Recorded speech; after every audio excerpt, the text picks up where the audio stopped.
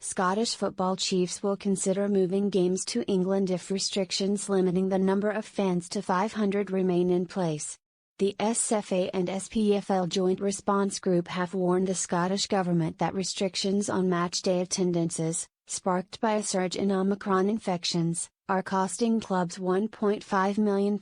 and despite the announcement of an additional £5 million in emergency funding for sport in Scotland by First Minister Nicola Sturgeon, football authorities are still pressing for details on how much money will go to football and when the cash will be paid. With just 500 supporters permitted at outdoor events from Boxing Day, Premiership clubs opted to bring the 3-week winter break forward by a week in the hope the season would resume in front of full houses. Despite the promise of a review to the current guidelines on January 17, cash-strapped clubs are now chasing the JRG for answers. And Sportsmail understands all options, including staging games in England, will come under discussion if the Scottish Government fail to deliver emergency relief in the coming days.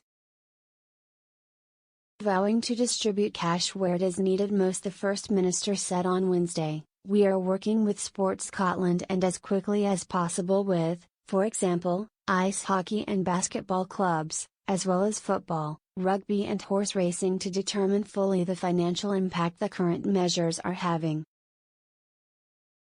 Following that, we will then get the money to clubs as quickly as possible. For some sports, there will be the ability to recoup these losses as events start to be rescheduled, hopefully in the not too distant future, but for others that will be more difficult, so we need to make sure we get the money where it is needed most."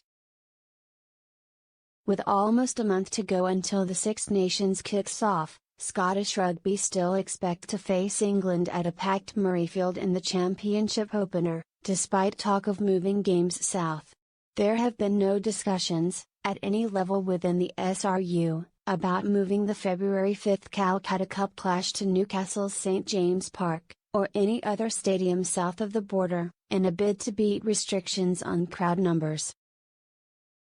The SPFL Premiership is scheduled to resume on January 17 when Celtic are due to host Hibernian, with Rangers travelling to Aberdeen 24 hours later, one of 5 games from a card which was rescheduled from December 29.